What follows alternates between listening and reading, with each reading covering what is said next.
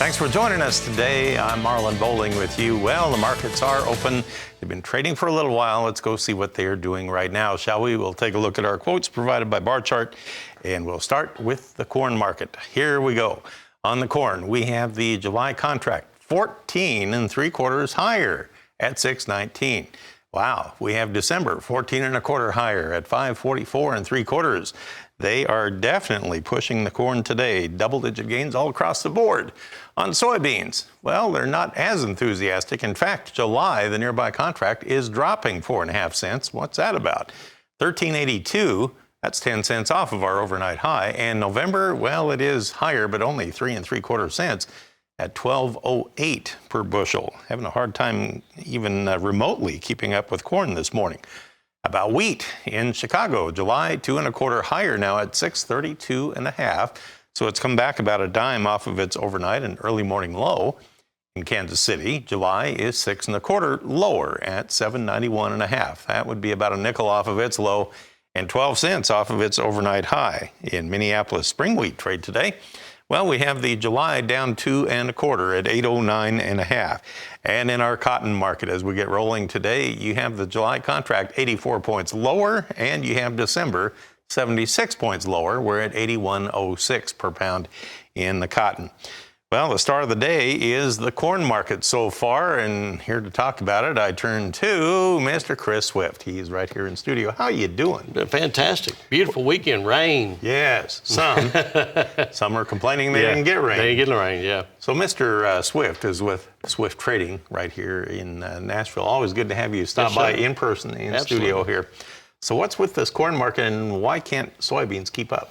We would like to say it's weather, but I'm not real sure because somebody got some weather somewhere. And the only thing I can really say is that we keep looking at further out 6 to 10 day weather forecasts, and it's drying back up. But, you know, we got plenty of weather now, and I was very surprised that we didn't trade any lower in corn than what we did. And maybe it's showing up some of the demand that we have or the lack of supply we had from last year. But we saw in the WASDE report not many changes in that at all. So I'm not real sure where the all of a sudden strength is coming from, but it's clearly here right now, and maybe a great opportunity to get to market some inventory where we didn't previously. That is just what I was going to ask you. Is this a golden opportunity for somebody out there? I think it has to be, because we looked less than 3 weeks ago. We were sitting under 5 and going, wow, what's this going to be like? So now we're trading, I think, 5.30, 5.40, in the 5.40s right now for December. So somebody that needs to market some corn, this is an opportunity that wasn't available to them less than 3 or 4 weeks ago.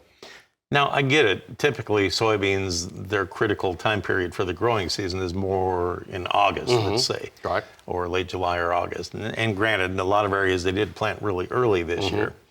Does that mean you're just going to ignore weather conditions on beans for a while? Probably not ignore, but we have such a huge South American crop, and we got such low demand for U.S. beans right now. You know, we shipped some beans imported them in 3 or 4 weeks ago. So, and we're shipping beans out and bringing meal back in again. So there's all kinds of issues that are between different companies that are taking place. So somebody can find a better deal somewhere else, they're going to take it. So I think that imbalance is keeping it from being really demand-driven or really supply-driven, either one.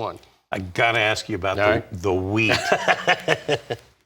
This wheat market is perplexing a lot of people. You have Australia says their production will be down 34%, I think, next year. Europe, a couple of countries, said that their production is going to be down on account of drought. China they lost a bunch of wheat in the southern areas because of too much rain, of all things. We're having issues here in the U.S. You know, once the harvest gets into Oklahoma, they may not find much north of that. So why is it the wheat just keeps going down all the time? The only thing I can assess is the hard red winter wheat can be mixed more abruptly, or not abruptly, but more readily with other varieties of wheat to achieve the flour mixture that you're looking for. And because most of the wheat outside of Kansas and Oklahoma there is in fairly good shape, I can only assume that we are able to blend some of those wheats to get the variety of flour that you want from there, as well as Russia. Russia's going to put a bumper crop out there, and they are most of Europe, so... And, that reminds me, they said over the weekend that, we don't know about that Yeah, the grain deal yeah, in the Black Sea. Yeah, after attacks from Ukraine. that's about over an the every weekend. other day ordeal, though. So now they're hanging that over your head Yeah. like the sword of Damocles. Check your history book. All right, we'll come back and talk livestock in just a moment. All right, we're back with Chris Swift over here, and he's with Swift Trading. Now we're going to change our focus over to that volatile cattle market. Well, corn too today. Let's look at the cattle market right now, and we'll go to the early trade on August. It is now 50 higher. Chris, we're at 172.35 as we get rolling today. October 45 higher. We're at 175.25, just 20 cents from our high of the day at this point. Now in the feeder cattle, well, we are lower across the board. The August down 87 at 238.12, and September dropping 60 cents at 241.10. Now, you will note that the nearby contracts are the ones with the most weakness. Hold that thought. That could be significant. On the lean hogs, whoa, what is this? July, $3.12 higher at 92.75. We have liftoff in the hogs. August now up 3.75 at 87.70. Look at that, a new high for the day as a rocket upward. Chris, I didn't see that one coming. What's that about? We have heard reports of more African swine fever around, and while it's not very much impacting China, it is the rest of the world, and so there's a little bit of a worry that is still out there and still causing some issues. So maybe that helps U.S. pork just a little bit. It doesn't hurt it any, that's for sure. Well, I mean, lean hogs have been oversold for they have. How long? Absolutely, now? and the price discrepancies between beef and pork Right. have been the widest that they've ever been. We're trading not necessarily historical highs in beef, but if you took out that one big spike that we had in 2020, then we are really right back at the $330, $335 range for boxed beef right now.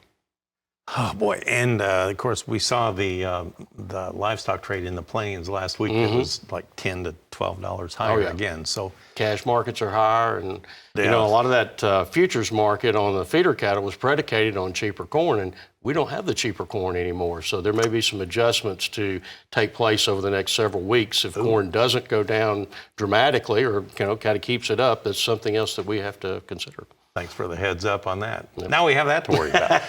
All right, Chris Swift of Swift Trading with us in studio right here in Nashville. All right, Tammy, with that, I'll turn it back to you.